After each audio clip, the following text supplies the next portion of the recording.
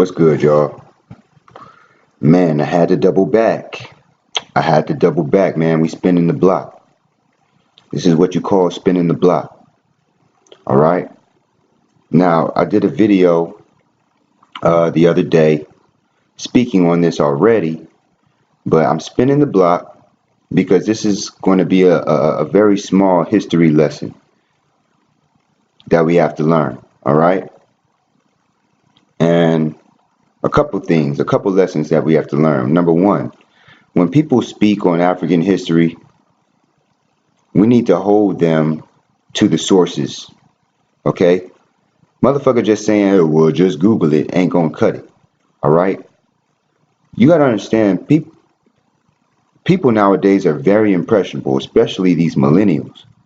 They're very impressionable. They'll listen to anybody who has a bag, all right? They'll listen to anybody who's rich and famous, okay? But these people who are placed in front of us, all right?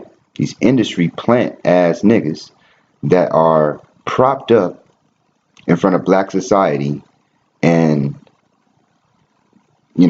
they so-called call themselves educating black society about black history. We need to check them when they're lying. We need to check them when they're incorrect. Okay? Now, it's not a matter of Jidenna just being ignorant of history. I mean, he's just blatantly lying. All right? He's blatantly lying. He said that homosexuality existed pre-colonial Africa. All right? Now, let me tackle that for 1 second. Homosexuality existing is one thing, but being accepted by entire cultures and all this, that's a whole other story. Africa as a whole does not tolerate homosexuality. The reason why they don't tolerate homosexuality because it goes against procreation. And something that goes against procreation should not be promoted to a society that's trying to build a nation. Do you understand what I'm saying? So it's not because black people just hate homosexuals or nothing like that. No, they don't want that around their children. They don't want to influence their children to not procreate. Grandmothers and grandfathers, they want grandchildren. Okay, so they're going to do everything to promote procreation rather than the opposite to their children, because children are very impressionable. So it's very important that we learn history. Okay, I'm going to play the clip from the interview from Jidenna when he was on Sway, spewing out all his lies about African history. Without any further ado, let's get right into it. Okay, and then we're going to address everything that he's saying piece by piece. Okay, take a listen or take a look.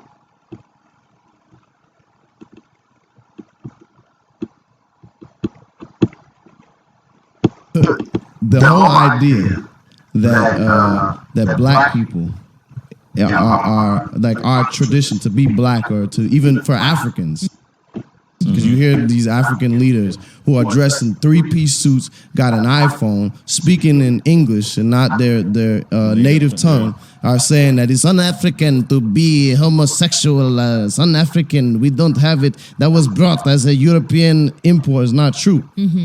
It's not true at all. In Uganda, the kingdom of Buganda at the time, before Uganda, there was a openly gay king. In South, if you go to the original cave paintings in South. Okay, all right. Let's address that point. He said that there was an openly gay king in Buganda. Let's go ahead and take his advice and Google who this king is. Now, he said pre-colonial Africa. All right. He's speaking of Mwanga II, King Mwanga II of Buganda. All right. Now, if you look at, he has a very long name. It's very hard to pronounce.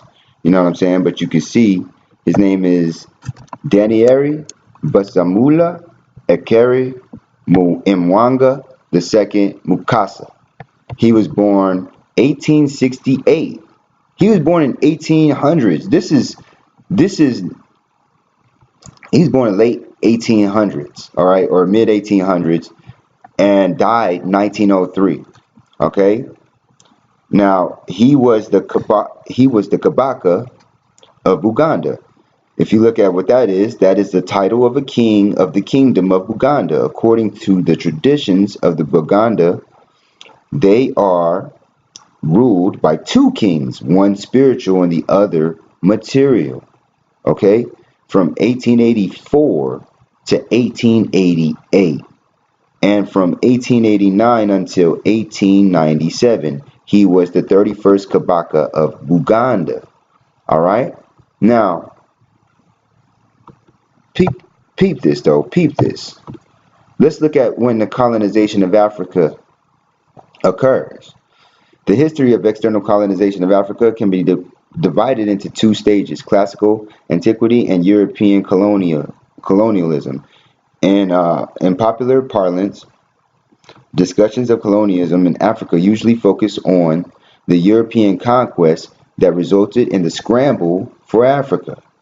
All right, after the Berlin Conference. All right, now the Berlin Conference was when?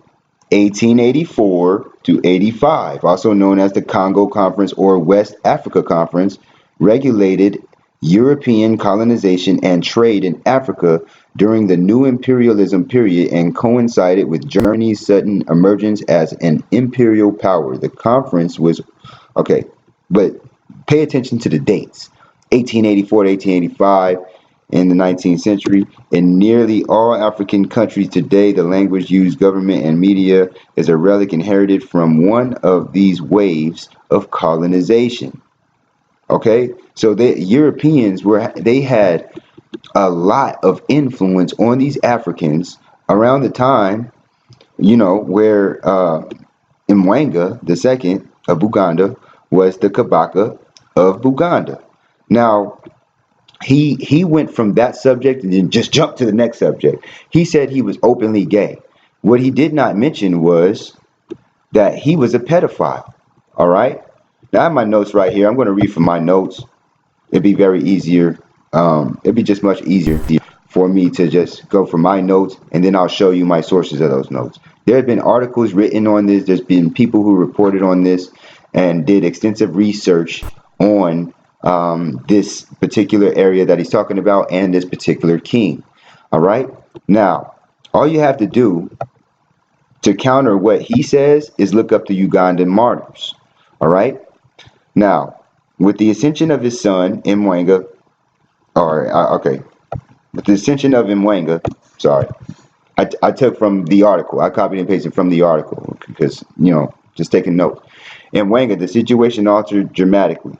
As a young man, Mwanga, let me start there. As a young man, Mwanga had shown some favor to the Christian missionaries, but his attitude changed as soon as he took the throne.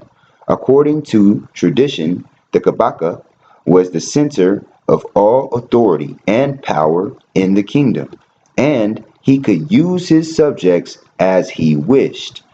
But the presence of the missionaries was severely diminishing his authority. Among the converts, Mwanga was also a practicing pedophile. Okay? Dig this.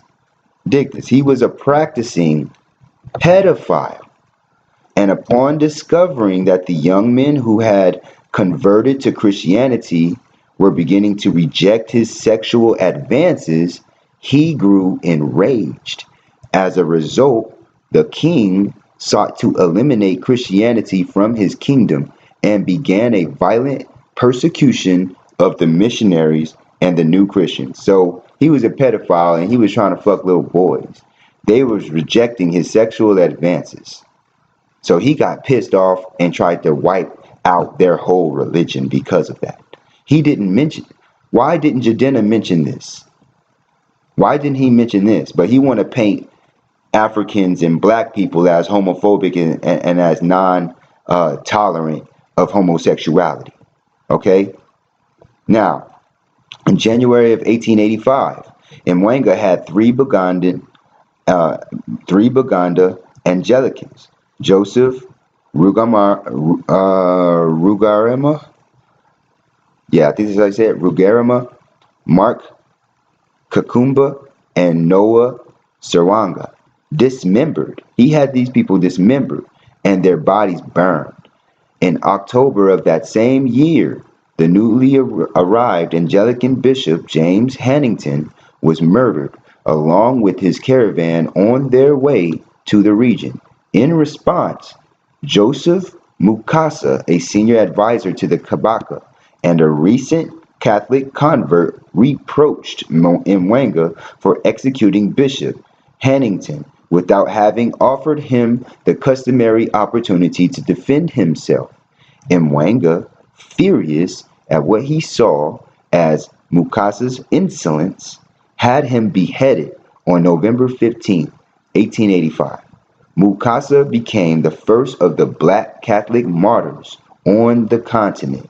Among those now in obvious danger was the head of the royal pages, Charles Lwanga, who had been instructed in Christianity by the White Fathers and who was now Mukasa's successor in guiding the young converts. The day of Joseph Mukasa's death, Lwanga went to the Catholic mission with other catechumens, those who were receiving religious instruction, and together with them he was baptized by Simeon Lourdel, one of the White Fathers. Among the pages was Kitsito, age 14. Their saga is retold by a current-day White Father, Ali Ward Shorter, of the Catholic University of East Africa in Nairobi. Today, this order has reverted back to its official name, Missionaries of Africa. According to Shorter, F.R. Shorter, the next day, the pages were summoned into the royal court by the enraged Kabaka. The king had learned that one of the young pages in his court, Mwafu, had been receiving religious instruction from another page. Dennis Sebugawo, the king, demanded that the pages confess their allegiance. All but 3 of the Catholic and Anglican pages did so, and Mwanga, apparently baffled by this solidarity, put off their executions. At one point, Charles Lwanga, echoing the stance of another earlier martyr, St. Thomas More, stated his allegiance to the kingdom of Buganda, declaring his willingness to lay down his life for the king. He would not, however, abjure his faith. In February, a fire in the royal palace impelled Mwanga to move his court to a lodge on the banks of Lake Victoria. While there, Charles Lwanga protected several of the pages against the king's violent sexual advances.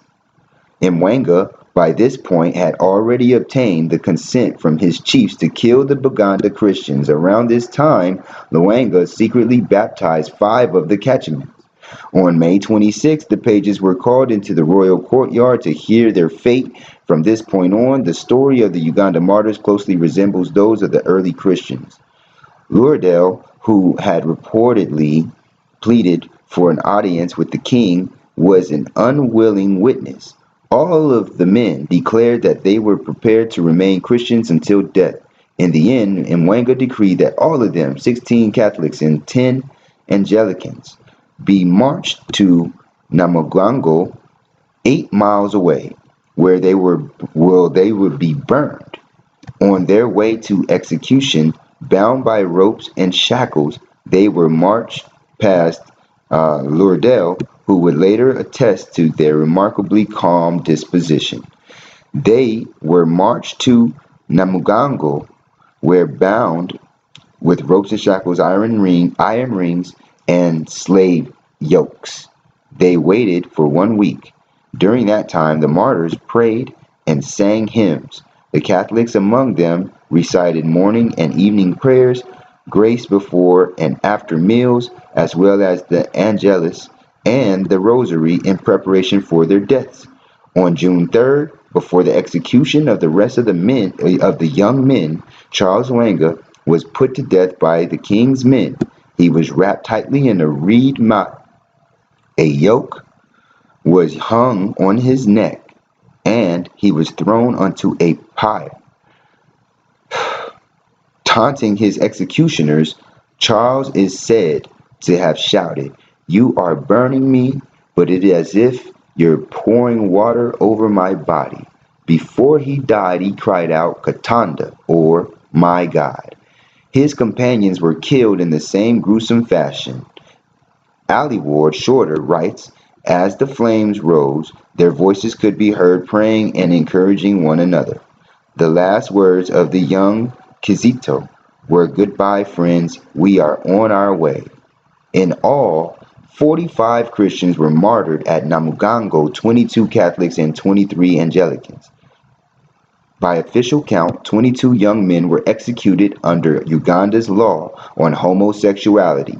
The law in question required that all men and boys, listen to this, the law in question required that all men and boys in Uganda be willing to submit to the homosexual seduction of its ruler, King Mwenga.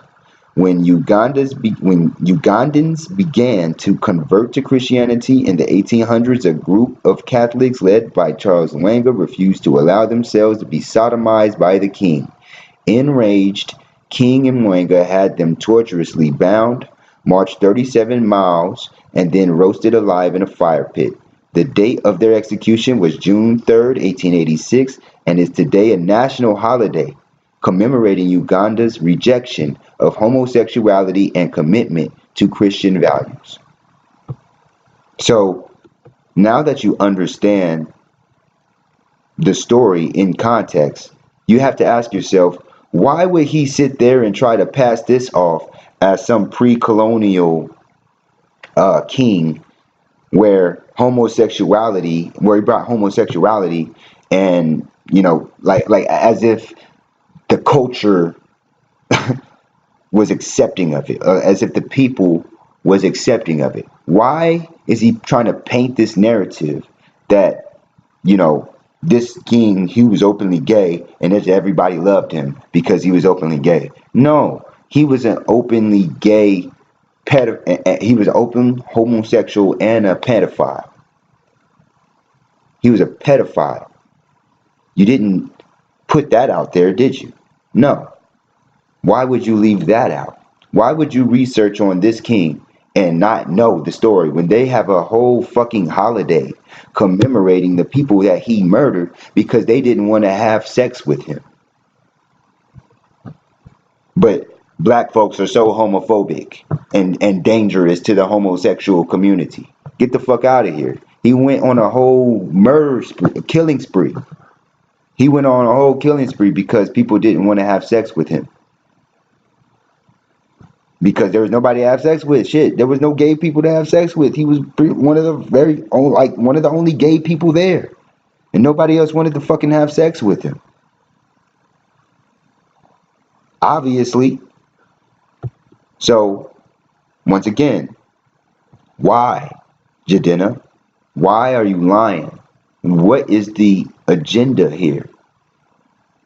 What is the end game here?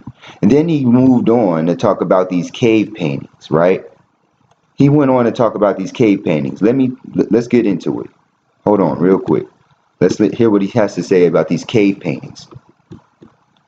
South Africa, Zimbabwe, actually, the Bushmen, the Bushmen as they call them, the cave paintings, you'll see homosexual acts in the cave paintings. Oh, wow. If you go to different communities in West Africa, there was different rites of passage. Oh, okay. He said cave paintings, okay, before he went to the next subject. So let's address the cave paintings, all right? The cave paintings in Zimbabwe that he's talking about, I want you to take a look at these cave paintings and tell me, do you see any homosexuality? And even if you did, could you really tell if there was homosexual acts going on? These are stick paintings. Look, this is an elephant. Okay, you know, these are some animals right here. All right, you got zebra. You got some, you know, what I mean, you can't see homosexual activity there. Let's go. We're just gonna go down the line. We're just gonna go down the line. Tell me, where do you see homosexuality? Matter of fact, look, so you can see it better. Hold on. Let me make this. Let me make my screen small. All right, and put it on the top. And let me go ahead and make this screen big enough so you can see. As a matter of fact, let me go ahead and just take this off. Let me just go ahead and take this off, and I'm gonna come back. Because we're going to get to the bottom of this. Alright, cool. I want you to take a look at these paintings, man. Look at the people. Look at the people. Can you really tell what's going on here? These are stick figures that they drew. Honestly, can't even tell which one's man and which one's female. You know, and they're doing all kinds of things. They're doing martial arts. You know, they could be playing games. You know what I'm saying? You got you got images of them supposedly dancing and stuff like that. I mean, you don't know what these people are doing in these paintings. You really can't tell. It's really up for speculation. So if you got Bussy on the mind and you're looking at it, you go, oh, well, they homosexuals. Anybody can say that, but nobody knows. I mean, look at this. They got weapons, and you know, they're just kind of running around, you know, and they were all naked. Okay, everybody was naked. Okay, so you know, you can even put homosexuality. Let's put homosexuality in cave paintings in Zimbabwe. Homosexuality. Let's see if we can find something, because he said Google it. All right, this is not an actual cave painting, so we ain't gonna look at that. We're gonna look at actual cave painting with homosexuality. Okay, you can't tell anything here.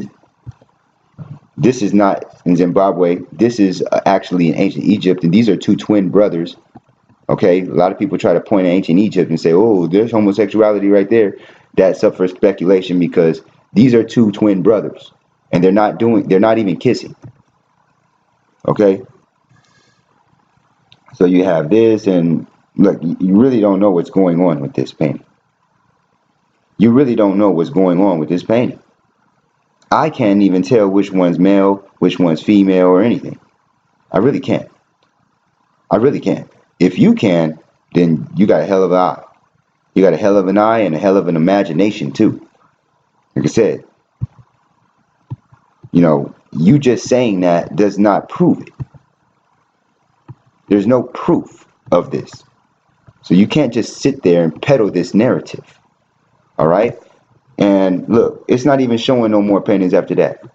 It's not even showing no more paintings after that. It's going into some other shit. So you know, when you're Google searching something and it run out of images like that you're actually looking for, then you know there ain't no homosexuality cave paintings in Zimbabwe that you can actually make out and be like, okay, yeah, okay, that's homosexual right there. There are none. There are none. So it can't even be proven. Okay, so let's go back to Jidenna and hear the rest of his lies. Is where if a woman was with a woman or a man was with a man, that they were thought to be more powerful. Okay, he said there's some places in Western Africa, if a woman was with a woman or a man was with a man, they were thought to be more powerful. Where? Cite a source, because I have not seen that in any of my studies of Africa. I've never seen that ever before. And as a matter of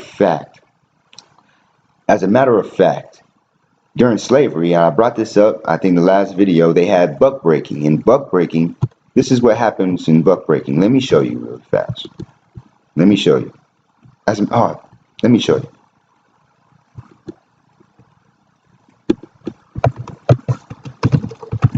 let's go to buck breaking.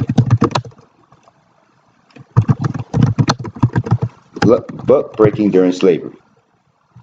All right, the concept that a man dominating another man to have more power or to be more powerful, that is a Eurocentric concept.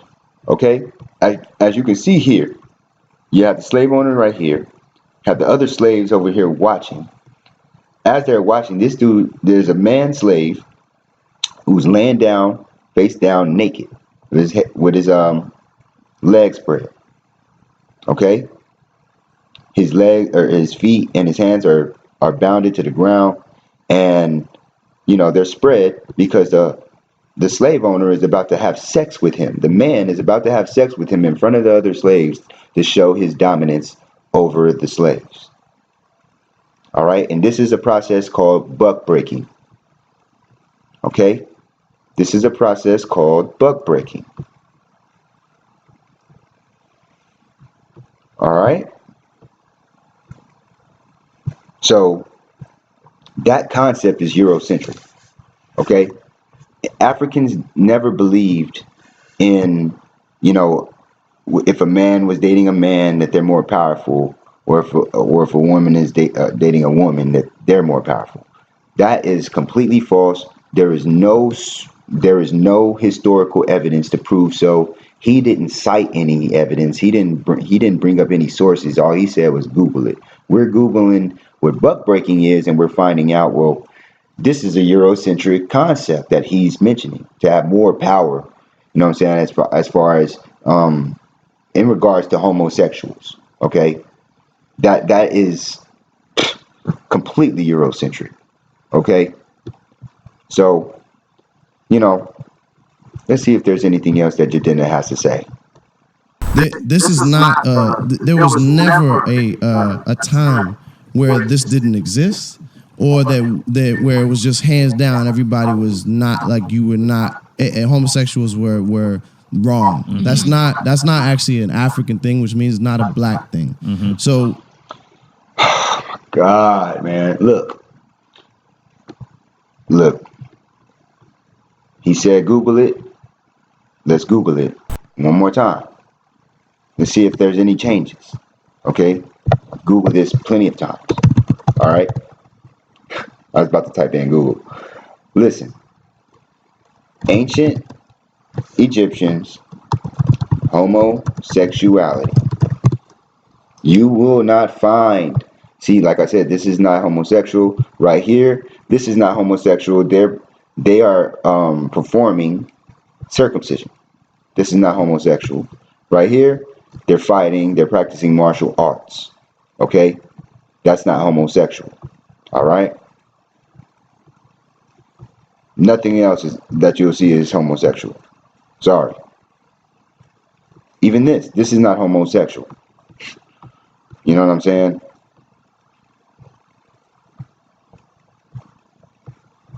You're not going to find any. You're not going to find any. Right here, this isn't homosexual. This is a man fucking a woman. Okay?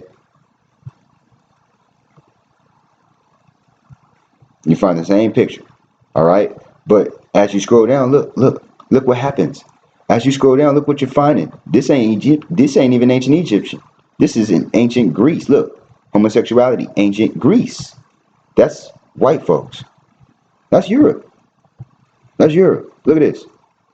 You find this. All right. So when we're talking about homosexuality existing in Africa, we're saying homosexuality existing as a culture in Africa. A widely practiced culture. It was not widely practiced at all. And of course, out of 100 people, you might have 1 to maybe 5 people at the most. You know what I'm saying? That's going to go against the grain. But at the end of the day, if it's not accepted by the rest of the general public, then who the fuck do they have to be homosexual with? You have to ask yourself, what did the homosexuals build to commemorate their homosexuality? Because the Egyptians, they built temples, they built obelisks. Look at this, man. Look at this. Let's go to Egyptian obelisk right? Matter of fact, that's what an obelisk is. Let me show you what an obelisk is. This is an obelisk. As you've seen this before in Washington, D.C. As you can see, they stole this concept from the ancient Egyptians. All right? Okay? So understand, this is Egyptian tekken or obelisk. All right? The reason why they built obelisk, and the reason why you see all these obelisks all throughout Africa and shit throughout the world, the reason why you see these pieces of architecture is to commemorate the resurrection of Osiris. All right? If you know the story of Isis and Osiris, Isis, who was a virgin, she brought back Osiris from the dead, resurrected him from the dead, and with his resurrection or his erection, he impregnated the spirit of Osiris, impregnated Isis. Isis then had a baby. This is the first Immaculate Conception. Okay? Now, the baby came out, they named him Horus, all right, which was a boy. Okay? So that whole story was about an Immaculate Conception, and it was about procreation. That's what it was about. So when you see these Egyptian obelisks, it symbolizes the erect penis. All right? The erect penis, not for homosexual acts, the erect penis as a representation of the tool for procreation. Okay? And the Ankh is the key of life. The Ankh is the key of life. The woman possesses the Ankh. Okay? The woman possesses the key of life. Okay? She's the bearer of life. So all of their monuments, everything was to commemorate the building of a nation, and the building of a nation was founded upon a strong family structure. Okay? The foundation of the family structure. If you have the foundation of the family structure intact, you can build powerful nations. This is why they glorified procreation. All right? This is why the Holy Trinity is man, woman, and child. Okay? Look, Isis, Isis, Osiris, Horus, Holy Trinity. As you can see here, this was the original Holy Trinity before, the Greeks took it and perverted it and changed it from man, woman, and child to man, boy, and Holy Spirit. Father, Son, and Holy Spirit. Okay? So, this is addressing all the lies that Jidenna told, and he's not being because he's not being truthful about African culture. He's not being truthful about African history. And let me know what you think about this. Let me know if you agree. Let me know if you disagree. Let me know if you have a different historical point of view. And go ahead and drop it in the comment section. All right. I'm going to holler at y'all later. Thanks for watching. Peace.